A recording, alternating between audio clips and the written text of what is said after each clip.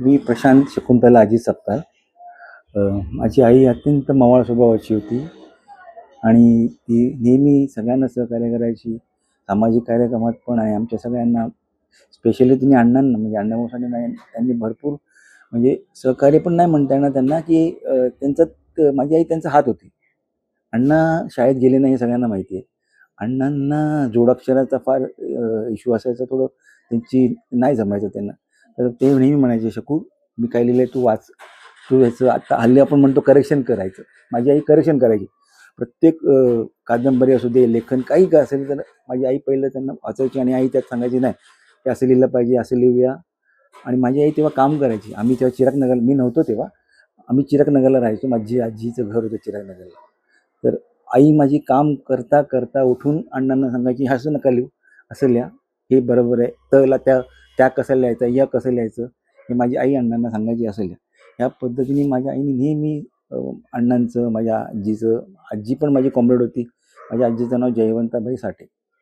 माझ्या आजींनी पण अण्णांसाठी भरपूर केलं, खूप केलं. माझी मोठी मावशी शांता दोडके यांनी स्वतः ती एकटी सर्व्हिस करायची आणि त्यांच्यावर सगळं घर चढायचं. कधी अण्णांची पुस्तकं यायची, रॉयल्टी कधी मिळायची, कधी नाही मिळायची. तर माझ्या मावशींच्या नोकरीवर, तेव्हा माझी मावशी डुफारमध्ये जॉब करायची आणि आम्ही राहायचो घाटकोपरला आणि माझी मावशी घाटकोपरवरून सांताक्रूजला जॉब करायची यायची आणि माझ्या मावशींना फिक्स सॅलरी असायची आत्ताच्या भाषेत. आणि माझी मावशी घर चालवायची, माझी आजी अण्णांना पूर्ण सहकार्य करायची, माझी आई अण्णांसाठी सगळं करायची. जागेवर चहा, रात्री 2-2 वाजता अण्णांना चहा लागायचा. शकू उठ, मला चहा कर. माझी आई उठायची, चहा करायची. माझी आजी कधी कधी अशी परिस्थिती पण व्हायची की पुस्तकांची रॉयल्टी नाही यायची टायमावर. आता तर आपल्याकडे GPay आहे, सगळ्या गोष्टी आहेत. तर तेव्हा अण्णांना जावं लागायचं, पुण्याला जावं लागायचं, गिरगावला यावं लागायचं आणि आम्ही राहायचो घाटकोपरला. तर त्या काळात, काही मधल्या काळामध्ये माझ्या मावशींच्या सॅलरीवर सगळं चालायचं. माझी आजी जे काय जमेल तिच्याकडून ती अण्णांना सहकार्य करायची. या पद्धतीने अण्णांना माझी आजी जयवंताबाई साठे, माझी मोठी मावशी शांता दोडके आणि माझी आई शकुंतला सपकाळ यांनी भरपूर भरपूर भरपूर सहकार्य केलं. त्यातून माझी मावशी पण कॉम्रेड होत्या. माझी माझी मावशी अंबर शेख यांच्या पथकात गायच्या चांगल्यापैकी मोठ्या, त्यांची पण भरपूर काही गोष्टी सामाजिक कार्य आहे सगळ्यांना माहिती आहे. माझी आजी बॅकहँड राहायची आणि चळवळीत माझी आजी फ्रंटला असायची.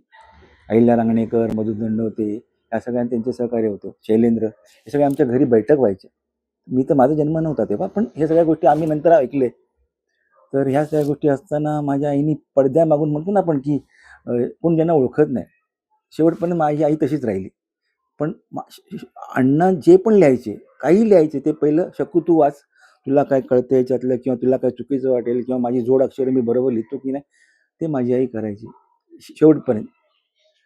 आणि जेव्हा माझ्या आईला, आणि माझी आई कधी आजारी नाही पडली आणि माझी आई शेवट पण उत्साही असायची. माझ्या मिसेसनी माझ्या आईसाठी भरपूर केलं. मी घरी असायचो नसायचो, शेवटी तिला वॉशरूम वगैरे जागेवरच व्हायचं, आंघोळ घालणं सगळं माझ्या वाईफनी केलं. सेवा भरपूर केली जी मी करू शकत नाही, किंवा मुलगा म्हणून काहीतरी लिमिटेशन असतं, तिथे माझी वाईफ पुढे आली. तिचं नाव आहे सोनाली. आणि शेवटपर्यंत माझ्या आईने कोणाला त्रास दिला नाही, ना मला दिला, ना कुठल्या गोष्टी तक्रार असायची. नेहमी हसत असायची, काय चाललंय, TV बघायची. तिला अण्णांची पावतो काही कार्यक्रम तिला सगळं लक्षात असायचं, तारीख अण्णांची. ती सांगायची, बघ आज हे आहे, आज तसं असेल, आज असं असेल, आणि मुंबईत काय घडायचं ते ती नेहमी तिची आज आपल्याकडे मेमरी कार्ड आहे, पण तिची मेमरी खूप स्ट्रॉंग असायची. ती खूप उत्साहाने बोलायची अण्णांबद्दल, माझ्या आजींबद्दल, सगळ्यांबद्दल. ती सांगायची की जे मी आज बोलतोय ते माझ्या आईने, माझ्या आजीने मला सांगितले, ते मी तुम्हाला सांगतो. मी तर तेव्हा नव्हतो, माझा जन्म पण नव्हता. तर ह्या पद्धतीने माझ्या आईने नेहमी आणि शेवटी पण तिने त्रास दिला नाही आम्हाला.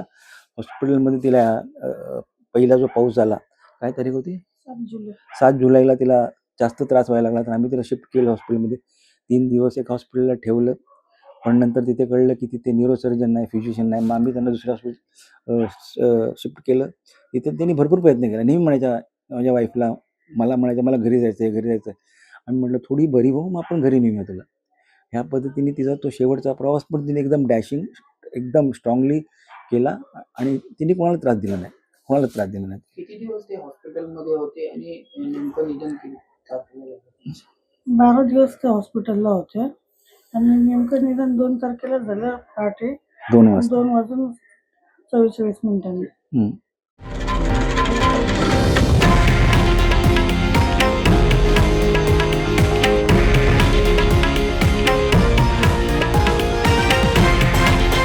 हे आहे देशातील नंबर 1 न्यूज नेटवर्क आणि आपण पाहत आहात TV9 मराठी, एकमेव.